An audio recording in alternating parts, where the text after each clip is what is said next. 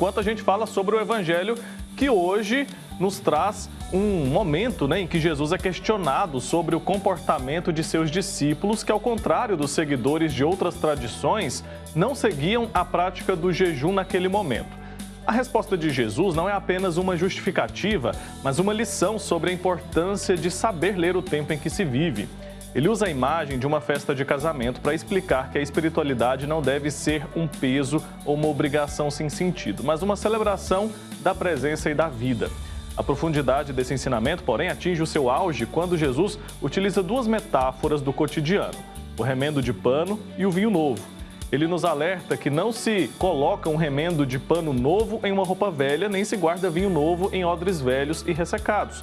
O vinho novo, no seu processo de fermentação, ele é expansivo e cheio de força. Se o recipiente for rígido e sem flexibilidade, ele se rompe e tanto o vinho quanto o odre se perdem.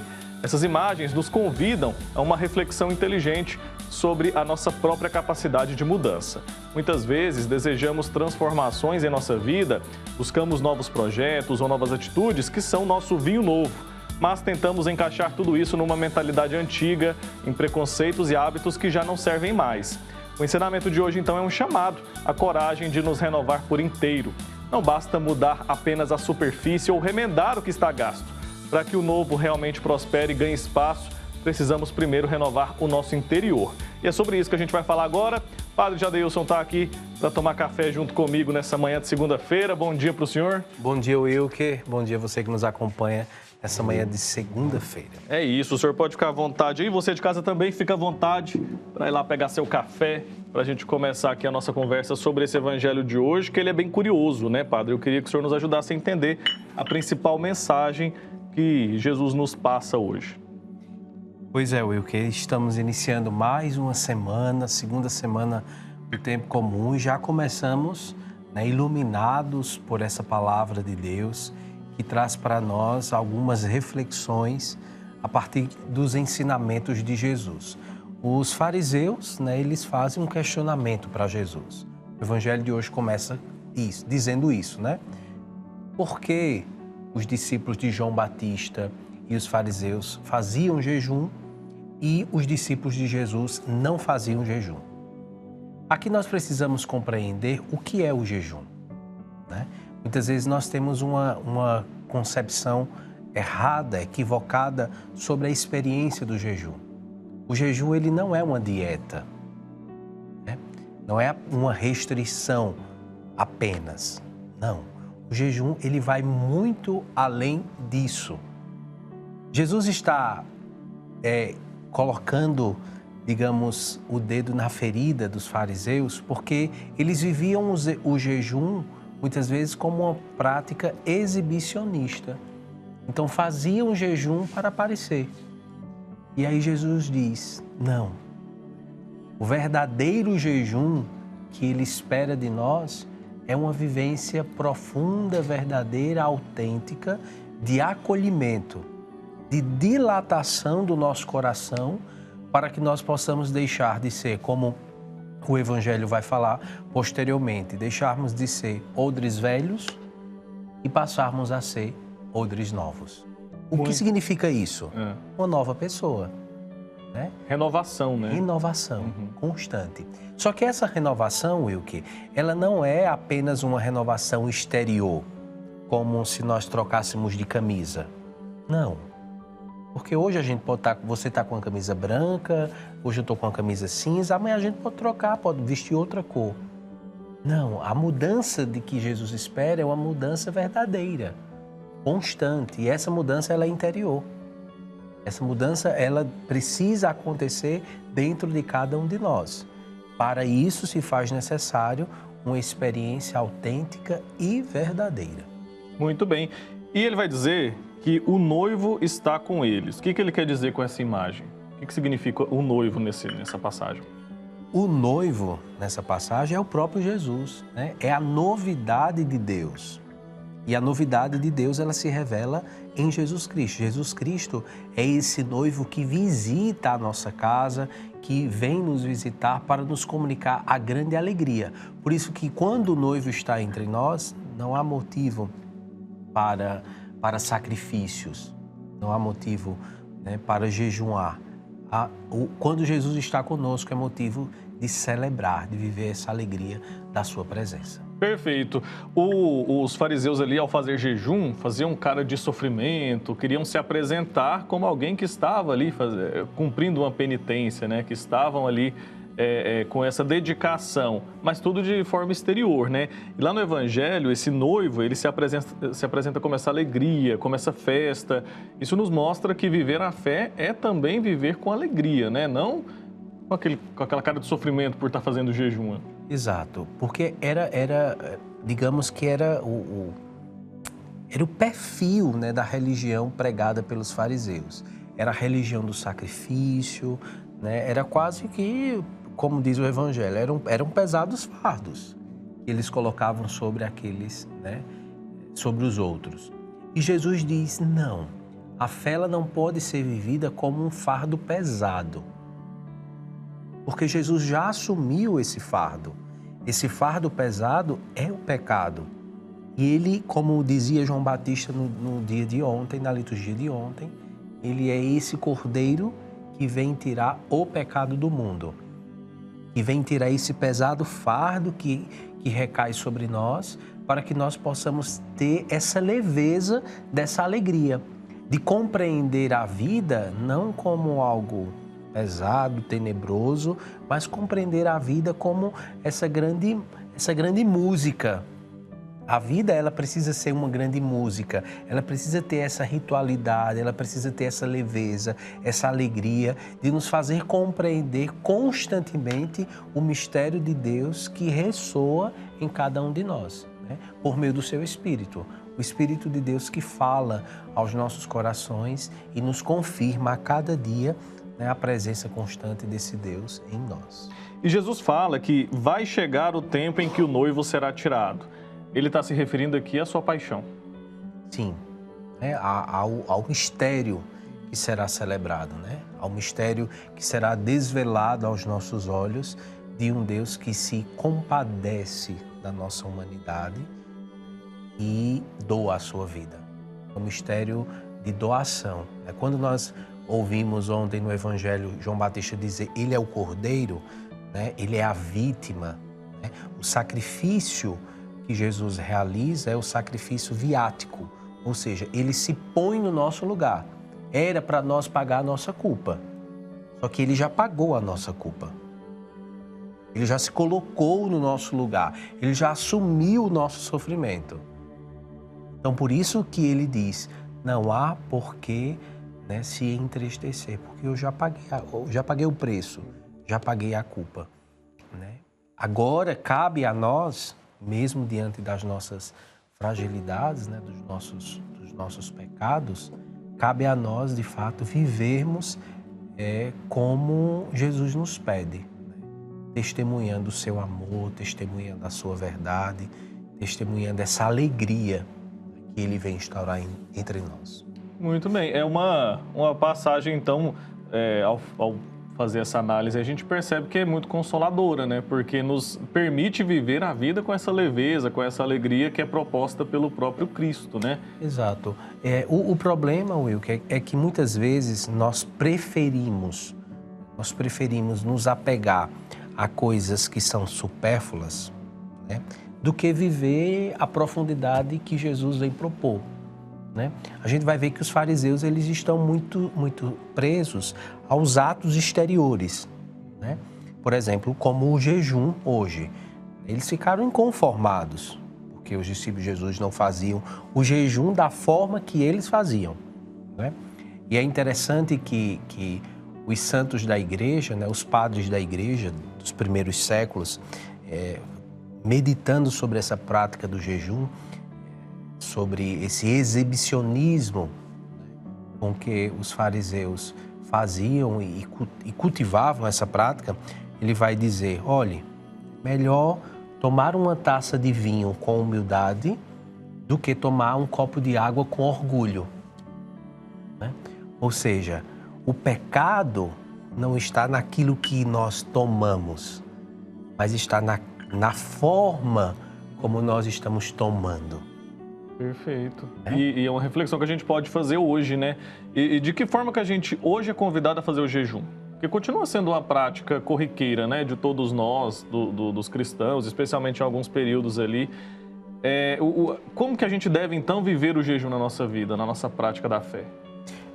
Veja, o jejum, ele vem para... Primeiro, a gente precisa compreender que a gente faz jejum de comida e de bebida. Uhum. Às vezes eu dizia na missa que tem gente que diz assim, eu vou deixar, eu vou fazer jejum. Qual é o seu jejum que você vai fazer? Eu vou deixar de falar da vida dos outros.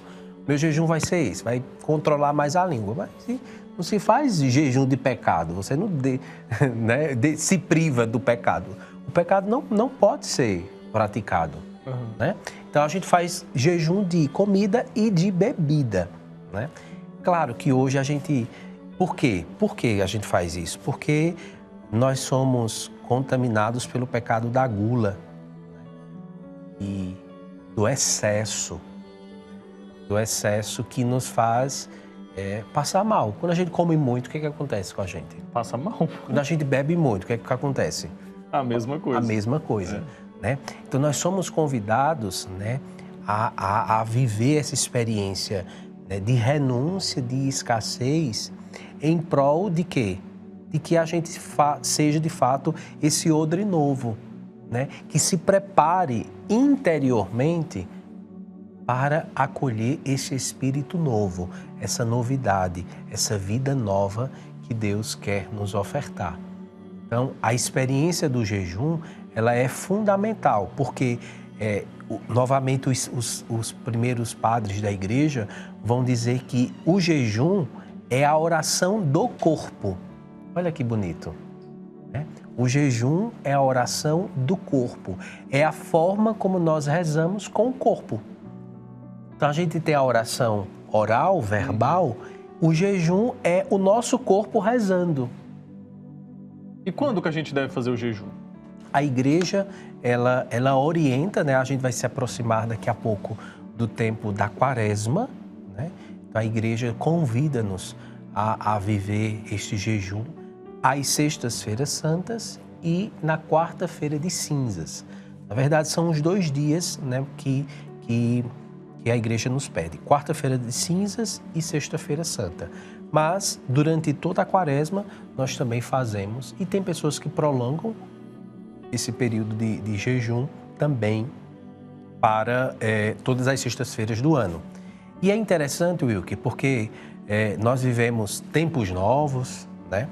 E eu li uma reflexão sobre essa questão do jejum que falava, né, nós estamos vivendo no mundo digital, né, onde nós estamos consumindo de forma excessiva aquilo que é virtual. Da mesma forma como a gente come muito, bebe muito, parece que a gente está consumindo muito digital.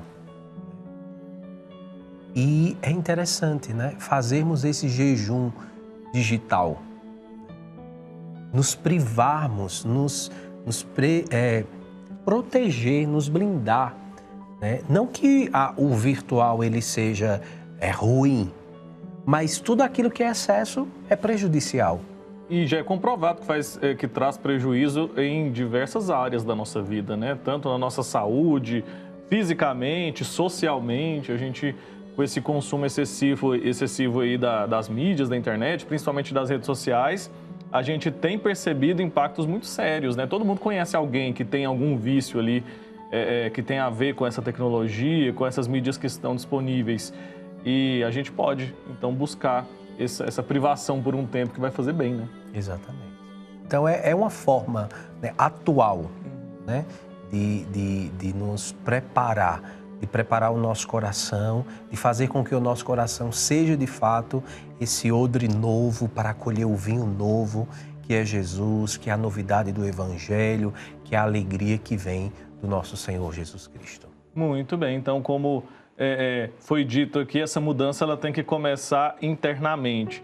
E o nosso comportamento, ele vai responder a essa mudança, né? Muitas vezes a gente acha que a gente precisa fazer uma grande transformação na nossa vida de forma externa, mas se a gente não começar internamente, a gente não sustenta, né, essa transformação de vida levando mais à risca ali o que está nos colocando o Evangelho. E quando ele vai dizer que o noivo será tirado, aí ele está dizendo da sua paixão, e é por isso que ele fala que não faz sentido fazer jejum quando o noivo está na festa, né?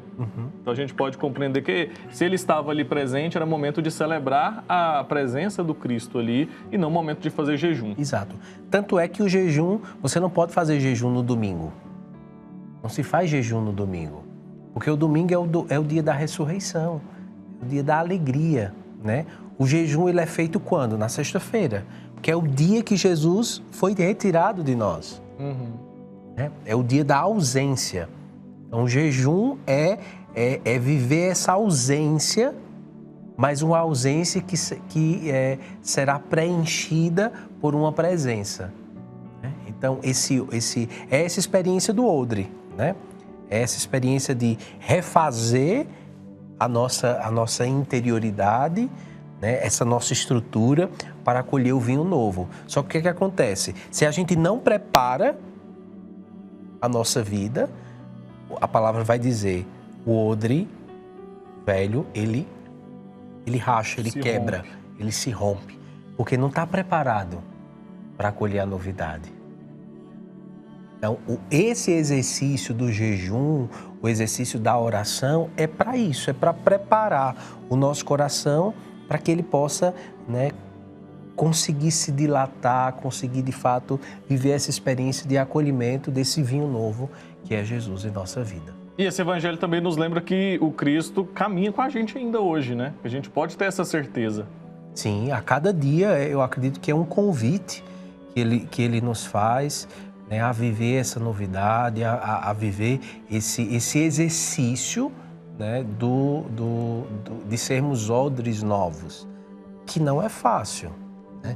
É um exercício de disciplina, é um exercício de renúncia, de abnegação das nossas vontades, dos nossos prazeres, dos nossos desejos, para que o Senhor vá nos moldando. É a experiência, né, de se colocar na mão do oleiro, né, com as nossas imperfeições, mas sempre permitindo que Jesus vá moldando e nos transformando naquilo que Ele espera e que Ele quer de nós. A gente fala em várias ocasiões, né, sobre essa novidade. E essa novidade é o Cristo, né, que Ele sempre se apresenta assim. E de que forma que a gente pode promover essa mudança de comportamento na nossa vida, para que a gente de fato consiga, né, colocar em prática e sentir os efeitos dessa novidade em nós? Como que a gente pode iniciar essa transformação que a gente já entendeu aqui pela nossa conversa, que ela deve iniciar de dentro para fora? Como que eu posso dar o primeiro passo? Eu acredito que fazendo uma escolha. Né? Ninguém muda continuando do mesmo jeito. Eu acho que a mudança, ela parte do momento que eu escolho, que eu decido. Você precisa tomar uma decisão.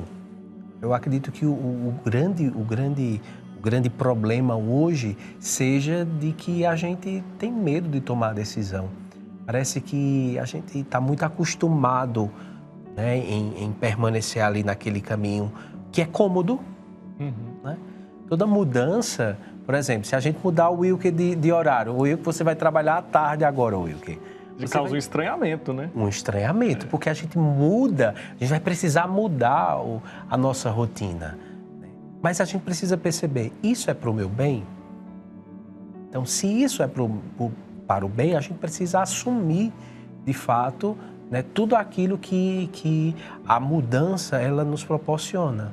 Né? Se é para tirar essas rachaduras, né, essas imperfeições que existem em minha vida, eu preciso me comprometer a fazer esse exercício. Necessariamente envolve renúncia, né? Toda decisão, por isso que é tão complicado, incômodo demais, né? Exato.